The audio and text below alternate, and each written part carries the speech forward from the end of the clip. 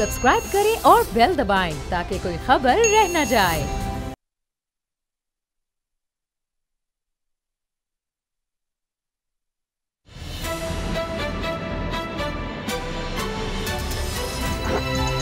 अब पता चला। बिस्मिल्लाहिर्रहमानिर्रहीम, अस्सलाम वालेकुम। मैं हूं मोहम्मद उसामा गाजी और आप देख रहे हैं अब पता चला। सर्दी का मौसम रुखसत हुआ चाहता है, लेकिन अभी गर्मी की आमद में कुछ वक्त बाकी है। लेकिन सियासत में गर्मा गर्मी की खबरें अभी से गर्म हैं। क्या नून लीग, क्या पीपल्स पार्टी, पूरी ऑपोजिशन ने मार्च में हुकूमत मुखालिफ मार्च के नारे मारना शुरू कर दिए हैं और मौलाना फजलुर रहमान तो पहले बगावत बगावत की माला जप रहे हैं। इसमें कोई शक नहीं कि ऑपोजिशन को यह मौका महंगाई की लहर ने मुहैया किया है, वरना इससे पहले सियासत के जहां दीदा तरीन कहलाने वाले ऑपोजिशन रहनुमा को सूझ ही नहीं रहा था कि हुकूमत के खिलाफ तहरीक चलाएं तो किस बुनियाद पर, किस इशू पर आवाम को बाहर निकलने के लिए आमादा करें। मगर अब लगता है कि ऊपर तले आने वाले बहरानों, इससे निमटने के लिए हुकूमत की नाअहलियों और चीजों की बढ़ती कीमतों ने इन्हें यह मौका फराहम कर दिया है। आज लाहौर में ये शिकवा जनाब बिलावल भुट्टो के लबों पर था कि नालायक हुकूमत ने आवाम का जीना मुश्किल कर दिया है। लेकिन बकौल बिलावल के मजबूरियां ये हैं कि पीपल्स पार्टी नून लीग के बगैर कुछ नहीं कर सकती और एस्टेब्लिशमेंट से कोई राबता भी नहीं। दूसरी तरफ नून लीग के राना सनाउल्लाह का इसरार है कि शहबाज शरीफ मार्च में वतन वापस आ रहे हैं। ये वापसी मार्च के लिए है या फिर इसका मुद्दा कुछ और है। इस मुद्दा के ताने बाने शेख रशीद की आज की पेशगोई से भी जोड़े जा रहे हैं, जिसमें इनका कहना था कि नैब तरमीमी ऑर्डिनेंस फारूक नाइक और फरोग नसीम मिलकर बना रहे हैं। सियासी पंडित इस पेशगोई से यह नतीजा अखज़ कर रहे हैं कि ऑपोजिशन की तरफ से मजामत का यह शोर सिर्फ दिखाने के लिए है। हकीकत यह है कि पसे पर्दा मुफाहमत का खेल जारी है। अगर यह सच है तो फिर सवाल है कि मार्च का नाटक ऑपोजिशन पार्टियां सिर्फ अवाम को धोखा देने के लिए रचाएंगी, जबकि हकीकत काम निकलवाएंगी। सच क्या है और झूठ क्या, सियासत के इसी गोरख धंधे पर बात करेंगे। मेरे साथ हैं असद खरल साहब और बाबर डोगर साहब। लेकिन आज की हम डेवलपमेंट्स पहले आपको दिखाएंगे इस रिपोर्ट। असद खरल साहब, मैं कई दिन से बात कह रहा था कि ये खिचड़ी पक रही है। आप और बाबर डोगर साहब की बातों से तो लगता है कि कुछ नहीं होगा। आप शेख रशीद साहब की बातें अगर सुने, लेकिन शेख रशीद साहब ने भी ये कहा है कि हल्की फुल्की मौसीकी सकती है। बिलावल कह रहे हैं कि मैं तो चाहूंगा कि मौका मिलते ही हुकूमत गिरा दूं।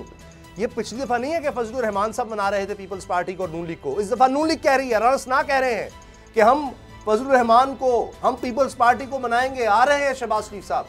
कुछ तो होगा या आपको लगता है कि नहीं बस ऐसे ही है सब? छोटी सी 1-2 मिनट में गुफ्तगू, ये जो डॉट है ना, आप जो कह रहे थे ना कि पसे पर्दा या सामने या पीछे, पर्दे के पीछे क्या और पर्दे के आगे और आने वाले दिनों में क्या होने जा रहा है, हकीकत क्या है।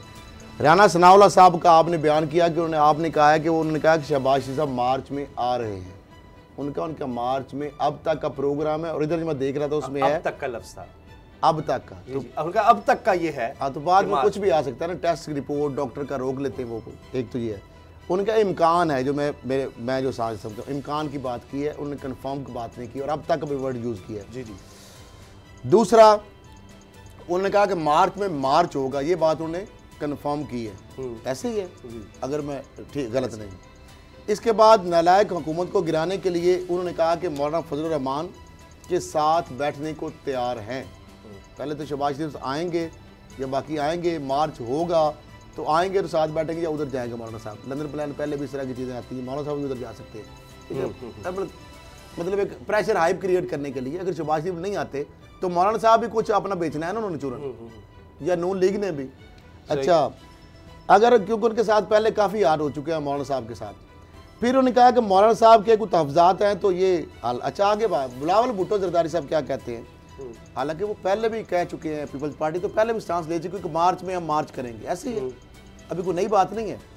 वो कहते हैं नून लीग का एस्टेब्लिशमेंट से राब्ता है। हाँ, यानी ये नहीं उन्होंने कहा, बल्कि कहा है शायद, उन्होंने कहा कि राब्ते हैं लेकिन हमारा अभी एस्टेब्लिशमेंट से राब्ता नहीं है। एस्टेब्लिशमेंट से नून लीग का राब्ता बिलावल साहब कह रहे हैं, टीज कर रहे हैं या लोगों को बता रहे हैं, हम कुछ नहीं कर सकते नून लीग के बगैर। अच्छा, और हम और फजलुर रहमान साहब नून लीग के बगैर कुछ नहीं कर सकते, एस्टेब्लिशमेंट से उनका राब्ता है।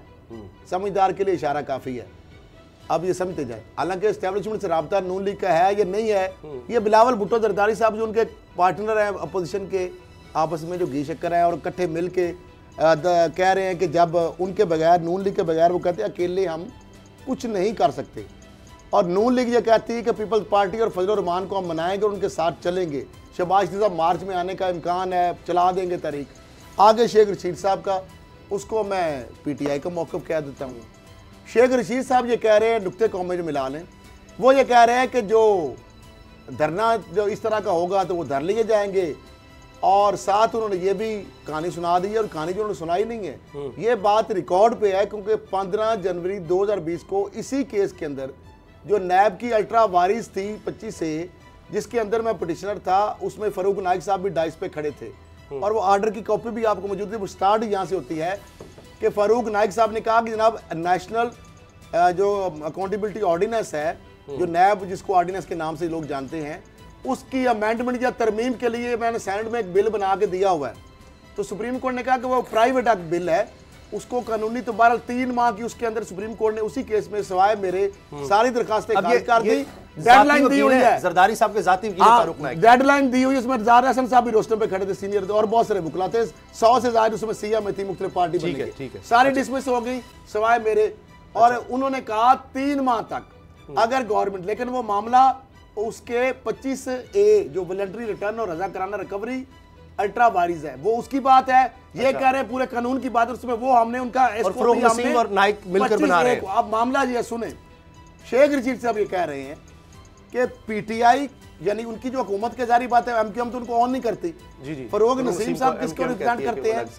किसको रिप्रेजेंट करते हैं? हुकूमती पार्टी को ना, यानी हुकूमत की जानिब से। और शेख रशीद साहब भी अपनी सिंगल एक में रखा, और बाकी PTI जारी बात है, अलायंस सारा पता है सबको कि पार्टी का नाम उनका जरूर है, लेकिन बेसिकली वो भी तर्जमान ही PTI कर रहे हैं। फरोग नसीम, उन्होंने कहा कि फरोग नसीम और बिलावल भुट्टो जरदारी और जरदारी साहब के वकील जो है सेंटर फरूक नाइक, वो मिलके एक बिल बना रहे हैं तरमीमी। तो मामला ये है कि आपको समझ आ जानी चाहिए कि पीपल्स पार्टी उल्टा इनको एक्सपोज कर रही है कि आप पांव पकड़ रहे हैं, तरले मिन्नतें कर रहे हैं एस्टेब्लिशमेंट के नंबर 1। अच्छा, और हम तो आपके पीछे हैं।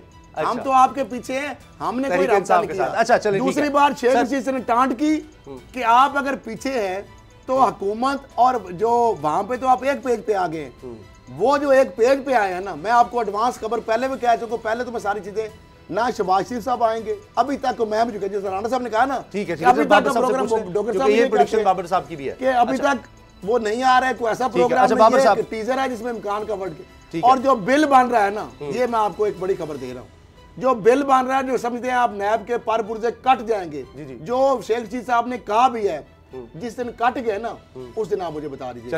चले दोनों खबरें आपकी। बाबर डोगर साहब, पहले तो मैं मान गया, आप पहले से कह रहे थे कि नहीं आ रहे, वो शहबाज शरीफ साहब फरवरी में ऐलान हुआ था, आपने कहा जी नहीं आ रहे, वो नहीं आए। अब वही बात के राणा सनाउल्लाह साहब कह रहे थे मार्च में आ रहे हैं, आपने कहा जी मुझे तो नहीं लगता। अब वो भी कह रहे हैं कि अब तक का इम्कान है कि मार्च में शहबाज शरीफ साहब आ जाएंगे। तो आज मुझे एक दोस्त ने फ़ोन किया, उन्होंने कहा कि जी वो तो बातें हो रही हैं कि जी शहबाज शरीफ साहब की गेम बन गई है, अब वो आएंगे, कौमी हुकूमत, और वो कोई वज़ीर आज़म बनने लगे हैं और ये हुकूमत जा रही है। मैंने कहा मुझे तो लगता इनकार कर दिया उन्होंने। अब बिलावल साहब लाहौर में क्या कर रहे हैं, जबकि कराची में वो सानिया हुआ है, 14 लोग वो गैस की वजह से वहाँ इंतकाल कर गए हैं। और मैं आपको एक बड़ी खबर बता दूं बाबर साहब, हम आपसे सीखते हैं कि 18वीं तरमीम के बाद 2010 में वहाँ आलात जो लगाए गए थे पहले ये जांचने के लिए कि मुज़िर असरात तो नहीं है अवाम में, वो चले गए सिंध हुकूमत के पास, वो आलात ही नकारा पड़े हैं, वहाँ कोई बंदा काम वाला है ही नहीं। विफाक ने फंडिंग बंद कर दी, सिंध हुकूमत के पास 18वीं तरमीम के बाद उसका इख्तियार आ गया, तो ये उस तरफ क्यों नहीं ध्यान देते?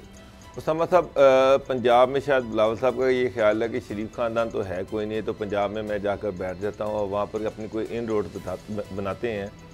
लेकिन जिस तरह से अभी आप बात कर रहे थे, खैर PTI पार्टी ने जो सिंध में कर रही है वो पंजाब के सामने है। पंजाब में उन्होंने क्या इन रोड बनानी थी, लेकिन जहाँ तक मार्च की बात है, एक चीज़ मैं आपको बता दूँ कि मार्च आज इनसे नहीं होना, ना ये बिलावल साहब से होना है, ना ये इनसे होना है, नून लीग से होना है। ये एक चीज़ क्लियर करके लिख लें। मैं आपको बताता हूँ कि रिसेंटली हमजा शहबाज जो हैं, जब भी वो कोर्ट में आते थे तो उस वक़्त उन्होंने लाहौर की जो लीडरशिप है उनसे कहा कि जनाब जब मैं आऊँ तो यहाँ पर कम से कम मैक्सिमम लोगों को इकट्ठा किया जाए, लोग यहाँ पर आएँ। हाँ जी। उस पर जो लाहौर के सदर हैं और जो सेक्रेटरी हैं वो MPs MNAs के तरले मिनते करते रहे, लेकिन 100 से ऊपर लोग नहीं इकट्ठे हो सके। लाहौर के MP और MNAs ये कहते हैं कि जी हमजा शहबाज जो है लाहौर के गॉडफादर हैं, सारे MPs और MNAs उनके इशारों पर नाचते हैं।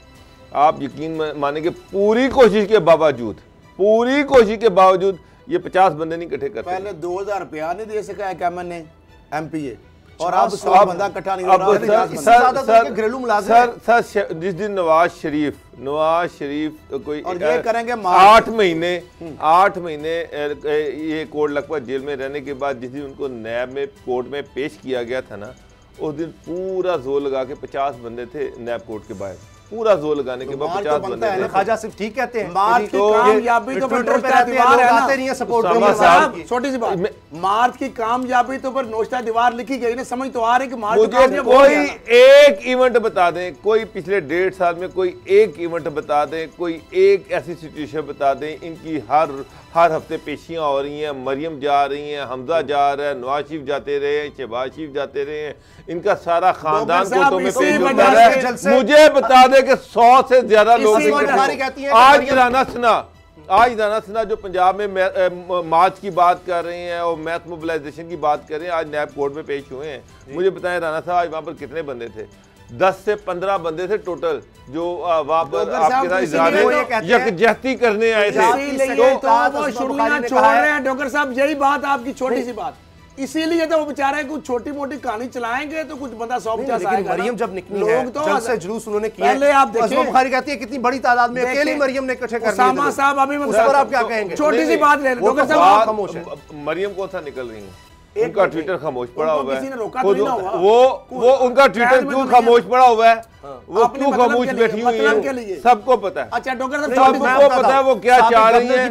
ये जो राना सुना है ये किसकी जुबान बोल रहे हैं, ये किसके लिए ये सारी एफर्ट कर रही है, किस लिए ये थ्रेट की जा रही है कि जनाब हम मार्च करेंगे, क्यों मार्च करेंगे, शहबाज ही मार्च में क्यों आएंगे, ये सारा किसको सुनाया जा रहा है? बस अच्छा डॉक्टर साहब, छोटी सी बात, अगली छोटी सी बात जो डॉक्टर साहब ने बात की है ना, डॉक्टर साहब ये बात यही शहबाज शरीफ साहब और हमजा जब शुरू में आते थे अदालतों में, हजारों लोग होते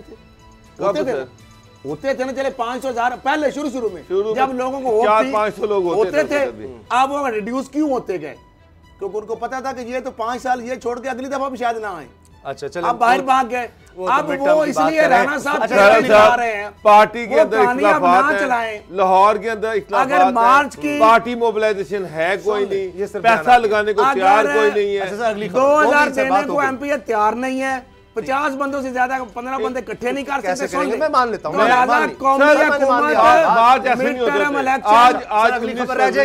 आज 19 फरवरी है, मार्च ऐसे नहीं होते आपको पार्टी को मोबिलाइज करना पड़ता है, आपको लोगों को बुलाना पड़ता है, फंड इकट्ठे करने पड़ते हैं। ये तो ग्राउंड पे तो कुछ है ही नहीं। मार्च में ना तो मार्च होने जा रहा है, इम्कान नहीं कह रहा, ठीक है ना, तो मार्च में मार्च होगा ना, मिड टर्म इलेक्शन होंगे ना, कौमी हुकूमत होगी 2013 और 23 तक PTI हुकूमत रहेगी। तो आप वो सौदा नहीं अगर बेचन केस नहीं चलाएंगे तो आप चाहते हैं 15 बंदे भी ना आए।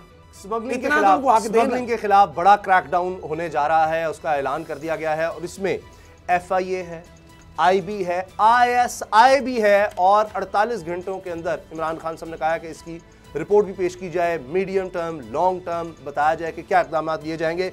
किसी से ढकी छुपी बात नहीं है कि मुल्क से स्मगलिंग होती है, बाहर भी होती है, स्मगलिंग की चीज़ें पाकिस्तान में भी आती ही हैं, ये सबको पता है, हम रिपोर्ट करते हैं लेकिन कोई रोकने वाला नहीं था। अब ISI को शामिल कर लिया गया है, यह भी कहा गया है कि जितना हो सके तेल और गैस की कीमतों को नीचे लाने के लिए कुछ किया जाए। अब बाबर साहब, आज यूटिलिटी स्टोर की तरफ से कहा गया है कि तकरीबन 30 रुपए तक दालें और घी कम कीमत में मिल रहा है, लोगों की लाइनें वहाँ पर लगी हुई हैं। तो ये वाकई आपको लगता है कि 10 दिन के अंदर गैर कानूनी स्टॉक मार्केट में लाना है, इमरान खान साहब ने कह दिया है, तो ये तो लग रहा है कि ही सीरियस, इस दफ़ा तो शायद वाकई लोग पकड़े जाएंगे। लेकिन उसामा साहब, ये सारा कुछ तो होता है कि बेहतरीन गवर्नेंस और एडमिनिस्ट्रेशन के साथ जब आपकी गवर्नमेंट, आपके मिनिस्टर्स, आपकी ब्यूरोक्रेसी सारी सेम पेज पर हो और सारे कुछ करना चाह रहे हो, प्राइम मिनिस्टर की अपनी कैबिनेट पर टोटल एडमिनिस्ट्रेशन पर ग्रिप हो, तो फिर तो ये चीज़ें पॉसिबल हो जाती हैं। पहले भी ये कहा गया कि जनाब रेवेन्यू कलेक्शन होगी, खरल साहब बहुत ज़्यादा पुरुमीद हो गई कि जनाब अरबों रुपया आ रहा है और देखेंगे रेवेन्यू कलेक्शन किस तरह से होगी, क्या होगा। हम भी यहाँ पे बड़े पुरजोश हो गए। अल्टीमेटली पता चला कि जी रेवेन्यू में अरबों रुपए का शॉर्टफॉल है, 300-400 अरब रुपये का शॉर्टफॉल है। और वो जो FBR के चेयरमैन थे, वो जो बहुत बड़े नारे लगा कर आए थे, वो मुल्क से दौड़ गए हैं, गायब हो गए हैं। सर वो जो बजट में किया था उसमें शॉर्टफॉल यकीनन था, 100% आपकी बात सही है, लेकिन 17% पिछले साल की निस्बत बड़ा है। इजाफा भी हुआ, इजाफा भी हुआ है। तादाद कितनी सोचा था कि 550 अरब हम इकट्ठा कर लेंगे, पिछली बार 38 अरब नहीं हुआ, तो अब 5,500 अरब रुपए आप कहां से इकट्ठा करना था, उसमें शॉर्टफॉल बिल्कुल सही है कि बहुत ज्यादा हुआ है। उसामा साहब, पिछले साल जो टैक्स रेवेन्यू कलेक्शन थी ना, वो भी टारगेट से बहुत पीछे थी। हमेशा होती उसके है। बाद इस उम्मीद के साथ शहबाज साहब को लाया गया था कि ये इसको बेहतर करेंगे और एक बड़ा आगे टारगेट बढ़ाया गया था कि टैक्स कलेक्ट में लोग भी ज़्यादा आएंगे और टैक्स कलेक्शन भी बड़ी होगी। पिछले साल तो बहुत बड़ी फेलियर थी टैक्स कलेक्शन की। अगर आप उसके साथ कंपैरिजन करके कह रहे हैं कि 17% इजाफा था, तो वो तो कुछ भी नहीं है। फेलियर के बाद टारगेट को ऊपर ले जाएंगे, यार्ड स्टिक। डॉक्टर साहब ये भी देखें सर, प्राइवेट जो क्लिनिक्स चला रहे हैं बड़े बड़े हॉस्पिटल्स में जाके, उनको नोटिस चले गए हैं FBR की तरफ से कि बात है, लूट मचाई डॉक्टर्स ने जी, कोई टैक्स नहीं देते। 5,000 फीस, 2,000 ड्रेस डिजाइनर्स का आज मैं पढ़ रहा था, 10-10 लाख का जोड़ा बनाते हैं शादी का और 1 रुपया टैक्स नहीं दे रहे, उनको भी नोटिस जा रहे हैं, उनके भी नाम सामने आ गए हैं। तो कुछ ना कुछ है। अगर शहबाज साहब आपकी बात सही है, वो गैर मुंजिद भाईजान आप किस जगह से 10 लाख से ज्यादा कह रहे हैं। मैंने तो पढ़ा है सर, मैंने तो आज तक ना जोड़ा ऐसी तो शादी मैं लाख 2-2 लाख का जोड़ा बना रहे हैं। वो आजकल रूसी जो मलसूसात है, 10-10 लाख का मैंने पढ़ा है। बनता है, वो भी बनता है, वो बिल्कुल बनता है।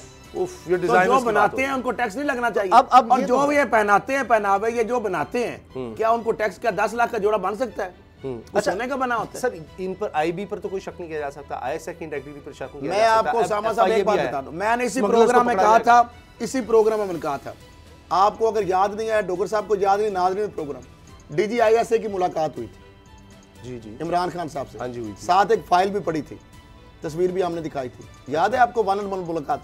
जी। मैंने कहा इस फाइल में बहुत सारी चीजें हैं। फिर आपको मैंने ये भी बताया था डॉक्टर साहब, उस वक्त भी आपने कहा था कि इमरान खान साहब, आप भी कहते रहे, आपको भी पता है कि इदारों को जो ISA को या IB को टास्क क्यों दिया गया। IB ISA ने बंदे नहीं पकड़ने, ये बात समझे भी, क्योंकि प्रोसिक्यूशन इन्वेस्टिगेशन नहीं करनी। उनका ये जो क्रैकडाउन होगा ना, कि ताकि उसमें वही कि छोटा को पकड़ लो और बड़े को छोड़ दो, उसकी मॉनिटरिंग करनी है उन्होंने। सियासतदान और अफसरान मुलव्वस हैं, तो अब ISA की इंटेग्रिटी पर शक नहीं हो सकता। ये एक रिपोर्ट आई आटा और चीनी के वाले से, जो मेजर उस समय पोर्शन जो FIA ने की आटे का था, चीनी का था या नहीं था, मुझे अब उसमें चूंकि रिपोर्ट मेरे अभी हाथ में नहीं है, मैं पूरी पढ़ नहीं सका। उसके अंदर जहांगीर का नाम नहीं था। मैंने उसी दिन कहा कि मैं कि चले, मैं तो या डॉक्टर साहब या आप तो कहते ही हैं, इमरान खान साहब ने उस रिपोर्ट से इत्तेफाक नहीं किया, उनका उसको मुस्तरद कर दिया था। ऐसे ही है जी। अब क्या वजह कि अगर जहांगीर का नाम नहीं, इस वजह से मुस्तरद की है, मैं ये नहीं कहता, कोई वजह होगी ना। उसके बाद ये जो IB और ISI को मैं क्रेडिट देता हूं, रातों लगा के कई दिन कई रात इन्होंने उन लोगों तक पहुंचे हैं। लेकिन अच्छा। उसमें एक और मैं आपको डॉक्टर साहब एक बड़ी खबर दूं, ये जो डाटा दिया गया ना, माशाल्लाह हमारे वो जो नाइल और इनकम्पिटेंसी और गवर्नमेंट इमरान का कुछ नहीं है, यानी एक लिस्टें जो दी गई है ना, अच्छा। मैं इससे ज्यादा नहीं खोल के बात कर सकता। उसमें बंदे किसी का नाम और है, उसका एड्रेस और है, उसका नंबर और है, बंदा उसके आगे एग्जिस्ट और करता है।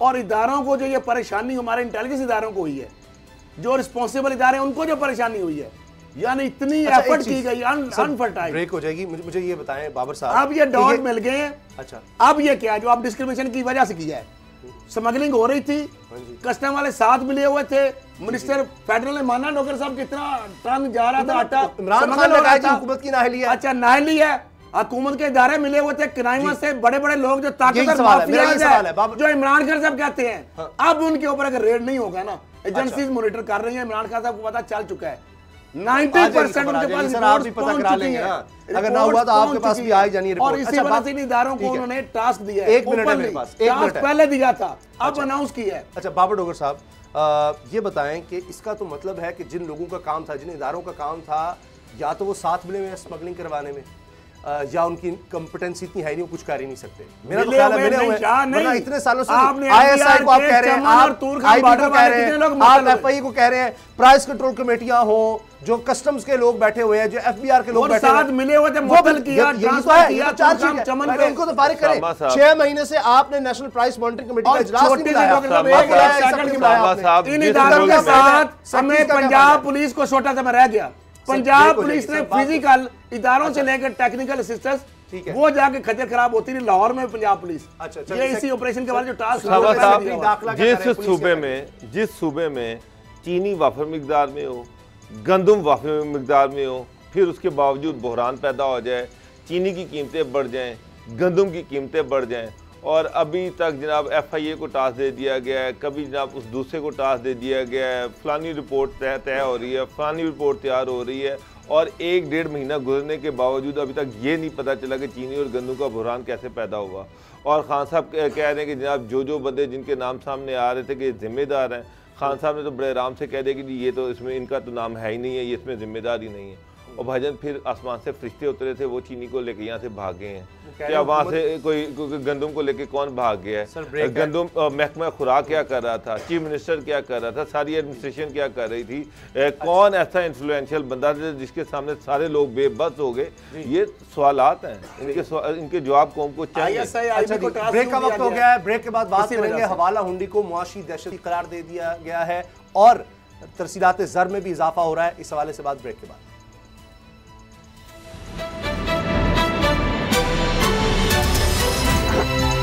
अब पता चला।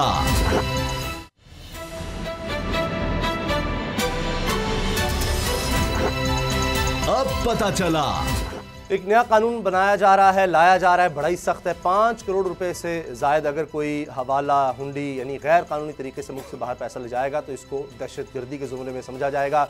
90 दिन तक हिरासत में रखा जा सकता है तफ्तीश के लिए। फिर इसके अलावा 6 माह तक भी रखा जा सकता है इजाज़त के बाद। तो ये बड़ी सख्त कानून लाया जा रहा है। क्या इससे फ़र्क पड़ जाएगा? जी खरल साहब, आपको क्या लगता है कि ये जो मुल्क को लूटा जाता है, बाहर पैसा जाता है, गैर कानूनी तरीके से मनी लॉन्ड्रिंग की जाती है, बिल्कुल फर्क पड़ जाएगा अगर ये अमल दरामद हो जाए। और ये टेस्ट केस मैं 2-3 गिन देता हूँ। मियां मनशा की फैमिली ने 9 अरब की मनी लॉन्ड्रिंग की। मैं नहीं कह रहा, बशीरुल्लाह खान FBR का लेटर मेरे पास मौजूद है। 5 करोड़ की तो अयान अली ने अटैम्प्ट की थी ना। मियां मनशा की फैमिली ने जो लंदन में जो होटल खरीदा और 9 अरब की मनी लॉन्ड्रिंग की, कौन कह रहा है? FBR का लेटर जो मेरे पास मौजूद है, मियां मनशा को पता है, जो लिखा गया कि आपकी फैमिली ने पौंड को कन्वर्ट कर कि उस वक्त, अब तो वो 9 छोड़ के 12-13 अरब बन गई होगी, कि उन्होंने की वो बंदे को बदलवा दिया गया।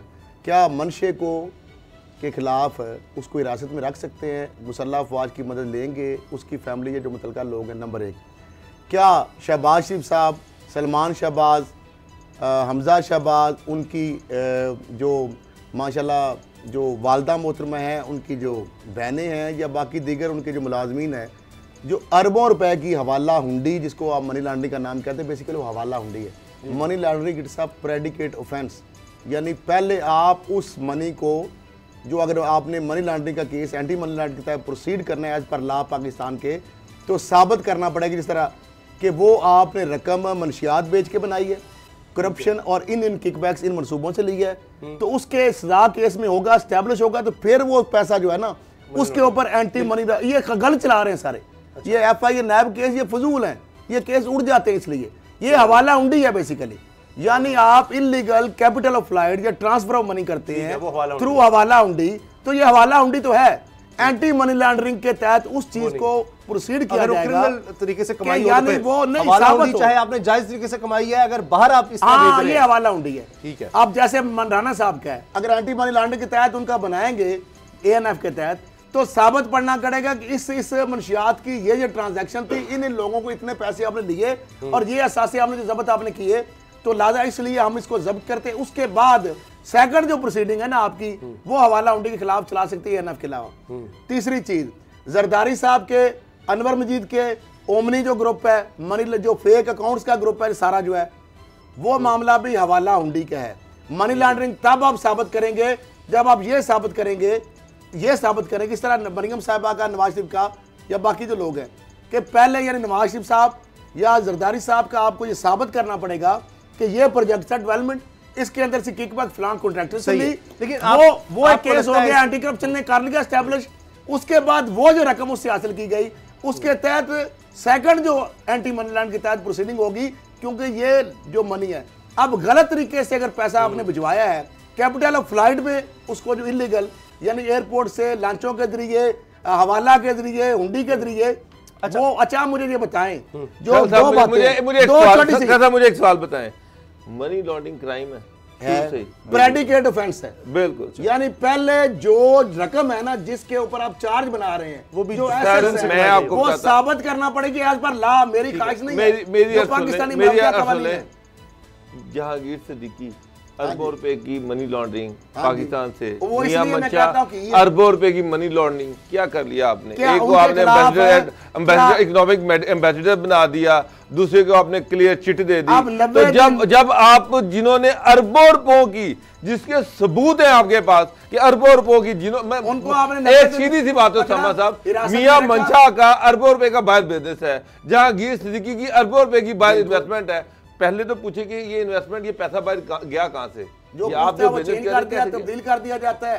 तो सर आपने उनके खिलाफ नैब ने भी इंक्वायरियां बंद कर दी, हुकूमत ने भी इंक्वायरियां बंद कर दी, रखी हुई हैं, कुछ बंद है, कुछ गायब है, कुछ डॉर्मेंट है। ये जो बिल आ रहे हैं, इससे क्या आप मेरे और आप जैसे बंदे जो 3-3, 4-4 करोड़ रुपया या 10 लाख रुपया बाहर भी जाएंगे, वो पकड़े जाएंगे। अरबपति आदमी जो है उसको कौन हाथ लगाएगा? पाक फौज को बदनाम करने का मकसद है इमरान खान साहब। ये मुझे बात में आपसे मुखातब हूं, क्या आपको नहीं पता माफियाज कौन है? क्या 5 करोड़ जो अयान अली ने अटेम्प्ट की थी वो तो पकड़ी गई नहीं, ये गिरफ्तारी के लिए पकड़ी जाती है, गिरफ्तारी वो के तो लिए गिरफ्तार भी होती है, पकड़ सके, वो तो आप पकड़ी जाती है। क्या उसके जिसके वो कैरियर या जो बन रही थी कोरियर, उन लोगों को पकड़ा गया? वो इंस्पेक्टर जो कत्ल होगा उसका क्या बना? पूछिए ना। आज तो पीटीए की हुकूमत है। मैं सिर्फ एक बात, इसमें भी फौज की मदद की जरूरत, फौज को हर जगह पे खुदारा बदनाम ना करें। फौज क्या करेगी? इसलिए कि शायद लोग उनके साथ मिल जाते हैं, सारे सारे जो जिसने हवाला हुंडी की होगी ना गिरफ्तार कर सकते हैं। तो फौज का किसी इन्वेस्टिगेशन से तल्लुक है ना, वो प्रोसिक्यूट कर सकती सिविलियन को, सर गिरफ्तारी के लिए मदद सकती है।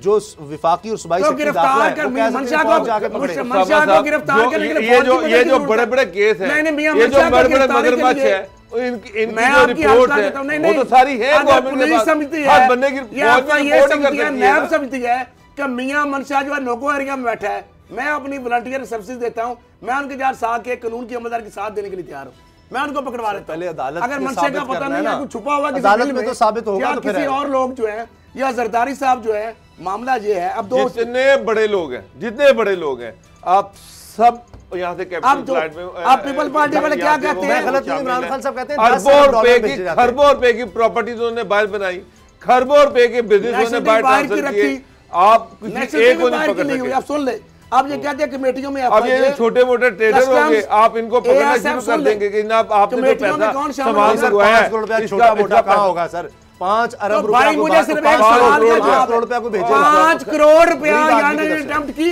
अयान ने अटेम्प्ट की, आपने उसको पकड़ा, फौज की मदद ली आपने। फौज की जरूरत उसमें है। जो दरमियाना ताजर है ना, जो दरमियाना ताजर है, वो तो जो बाहर से इंपोर्ट करवा रहा है, 3-3, 4-4 करोड़ के बिल हैं, उसको ना स्पीड मनी के बगैर उसका माल क्लियर नहीं होता। स्मगलिंग की मैं खान साहब आपको वजह बता देता हूं। वो जो बड़े बड़े का जो सामान और सर जो बड़े मगरमच्छ हैं, कानून तो मौजूद है, आप उनको कानून ऑलरेडी मौजूद है। आपकी जरूरत ही नहीं है कि आप उनको हाथ डाल सकें। मेरा तो इशू ये है, पहले दहशतगर्दी नहीं करार दिया गया था, अब उसको कहा जा रहा है कि दहशतगर्दी का खौफ करें। मियां मंशा, जरदारी और जो आप नवाज शरीफ के खिलाफ दहशतगर्दी के तहत प्रोसीड करेंगे।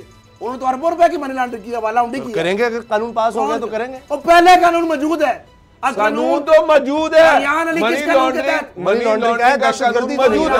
आपने किसके, सवाल तो ये है कि जिन्होंने अरबों रुपया पाकिस्तान से बाहर भेजा, आपने उनके खिलाफ क्या कर क्या लगानी है?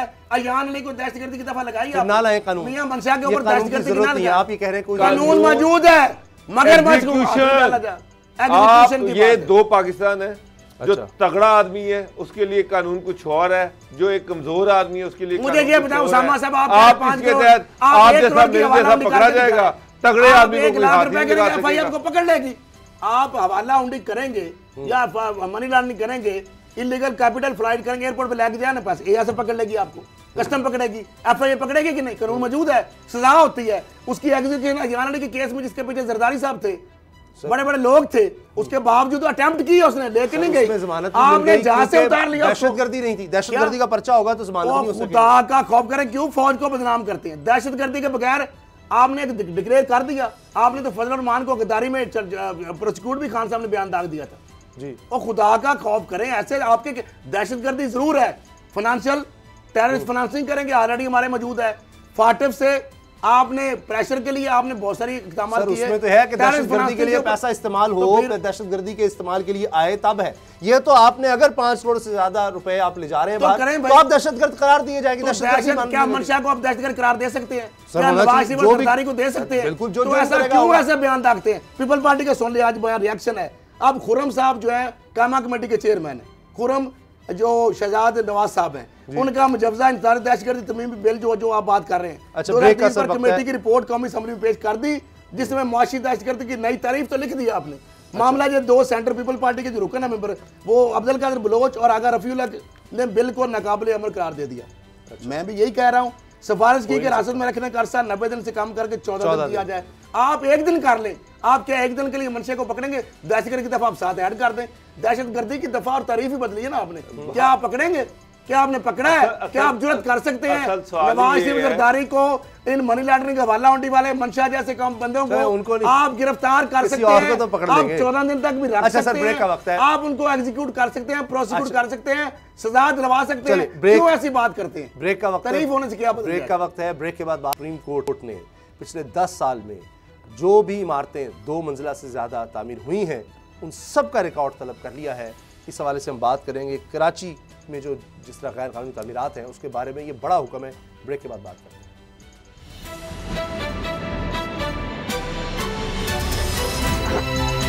अब पता चला।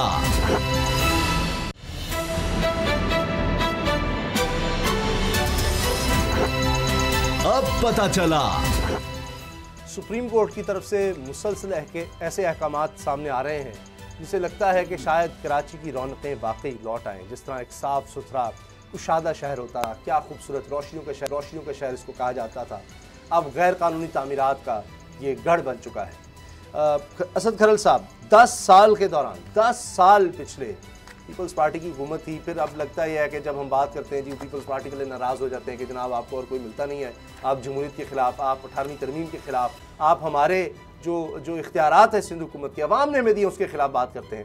अब पिछले 10 साल में इसका मतलब है ज़्यादा बर्बादी हुई है कि 2 मंजिला से ज़ायद जितनी भी इमारतें बनी हैं उनका रिकॉर्ड मंगवाना पड़ गया है। और सुप्रीम कोर्ट कह रही है कि सारे अफसरान, पुलिस, सारे महकमे सब खुद मुलव्वस है, रिश्वत लेकर खुद बनवाते रहे। उसामा साहब, मैं समझता हूँ इस वक्त जिस तरह एक मुआज पे वज़ीर आज़म इमरान खान माफिया से लड़ रहे हैं, दूसरे मुआज पे दहशतगर्दों से पाक फौज जो है नबर्द आजमा है, मुल्क दुश्मन अनासर से और पाकिस्तान के अंदर और बाहर जो कूदते हैं, और जिस तरीके से उनको इस वक्त चैलेंज का सामना है, तो इसी तरीके से मैं समझता हूँ मौजूदा जो चीफ जस्टिस ऑफ पाकिस्तान है जस्टिस गुलजार साहब, मैं समझता हूँ वो बहुत ताकतवर बड़े माफिया से लड़ रहे हैं। ये कोई छोटी बात नहीं है। जो वो मैं जिस तरह बता रहा था वो प्रोसीडिंग कर रहे हैं, मैं समझता हूँ ये उनको दाद भी देनी चाहिए, अप्रिशिएट भी करना चाहिए। जिस तरह सर्कुलर रेलवे की बात हो तो शहरी हुकूमत जो है वो बेबसी दिखाई देती है, सिंध हुकूमत भी बेबस दिखाई देती है, वफाकी हुकूमत भी उनसे कोऑपरेट करने के लिए तैयार नहीं है। जो अवामी मफाद आमे का काम है उसके अंदर हाथ खड़े कर जाते हैं, लेकिन वो कहते हैं कि मैं करके और आपको करना पड़ेगा वरना घर जाएं, ये काम होगा। तो ये इनकी विल की वजह से हो रहा है, उनकी विल की वजह से, और होगा इंशाल्लाह। फिर ML1 का मामला है, उसके अंदर भी वो आते हैं। अब मुझे ये बताएं, किसको ये नहीं पता कि चाइना कटिंग जो सिंध के अंदर होती है, जो 2 मंजिला से ऊपर इमारतें बनी हैं, जो 2 अकेला इमारत बन गई, जो सिंध हुकूमत की 2000, अब ये मैं फिगर दे रहा हूं, जो सुप्रीम कोर्ट के रिकॉर्ड पे मौजूद है, नैब सिंध ने भेजा 2036 अरब रुपए मालियत की सरकारी जमीन तो मलक रियाज ने हथियार ली, कब्जा कर लिया। ये नैब की रिपोर्ट जो सुप्रीम कोर्ट में सबमिट हुई, जिसमें सिर्फ 460 अरब उन्होंने देना है, और वो भी किस्तों में। लेकिन फिर भी मैं समझता हूँ इस पे दाद भी दें कि मलक रियाज ने पहले कितने 100 अरब दिया है। पिंडी में देख ले, इस्लामाबाद के रख तक लोई बेर, तख्त पड़ी, जंगलात की जमीन वो डिकार गए, लाहौर के अंदर डोगर साहब गवाह हैं, पीसीबीएल की जमीन वो डिकार गए, अभी बैरियन अच्छा पीसीबीएल की जमीन डिकार गए, फिर उसके बाद औकाफ की जमीन डिकार गए, एक टका भी दिया, FIR भी हुई, और CM ऑफिस से एंटी करप्शन के दफ्तर को फोन जाता है कि मलक रियाज की जो बेल है उसको हमने अपोज नहीं करना। अभी की बात है, पीटीए की हुकूमत की बात है। एक चीज कौन सा गंदा अंडा बैठा है सीएम के दफ्तर के अंदर, ये इमरान खान साहब को या बुजदार साहब को चेक करना चाहिए जो एंटी करप्शन को रोक रहा है। अब मामला ये है कि ये जो काम हो रहा है, कराची में बड़ी बड़ी बिल्डिंगें बनी, वो जो डाटा मंगवाया इसलिए मंगवाया ताकि सारों को पता चल जाए कि गंदे अंडे फ्रंटमैन कौन है। बाबर डोगर साहब, मुझे अगर मैं गलत नहीं हूँ तो सिंध बिल्डिंग कंट्रोल अथॉरिटी पर एक दफ़ा छापा भी पड़ा था, रेंजर्स ने मारा था, उसके बाद फिर जो हुआ था मैंने देखा, जिस तरह गुस्सा आया पीपल्स पार्टी को और सिंध हुकूमत को, मैंने नहीं देखा कि ये क्या कर दिया, ये तो जनाब अभी जिस दिन मैंने छापा मारा था मैं साफी, क्योंकि चोर है, डाकू बैठे हुए थे, बिल्डर माफिया बैठा था, शानी बिलावल उस वाला पे बैठा था, बाबर साहब जो सिद्दीकी साहब है इनके, जमाल PTI के वो बैठे थे, बिल्डर्स बैठे थे, माफिया साइमा वाले, रीच वाले, सुप्रीम कोर्ट और वो सेंध वाला जो वो करप्ट बंदा था जिसको उन्होंने सुप्रीम कोर्ट ने निकाला। हो जाएगा। सिर्फ आप कराची में जिस तरह से कराची की सफाई की जा रही है, ये लाहौर की तरफ भी देख लें। लाहौर में 610 गैर कानूनी इलीगल हाउसिंग सोसाइटीज बनाई गई हैं जिसमें LDA से NOC भी नहीं लिया गया और टोटल वायलेशन है। 140 ऐसी हैं जो ग्रीन लैंड पर, जिनके वो एरिया जहाँ पर आप सोसाइटी नहीं बना सकते, जो कि इलीगल वहाँ पर भी बना दी गई हैं। मतलब ये अब 10 साल का 610 सोसाइटीज, कोई देखने वाला नहीं है कि LDA जो है वो आंखें बंद करके सोया हुआ है।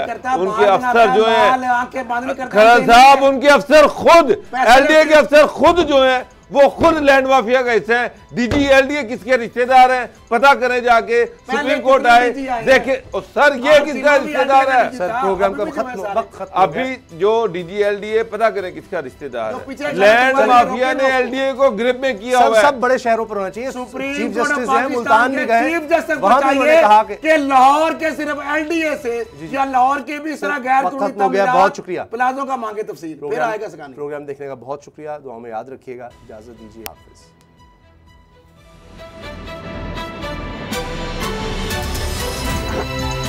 अब पता चला। सब्सक्राइब करें और बेल दबाएं ताकि कोई खबर रह न जाए।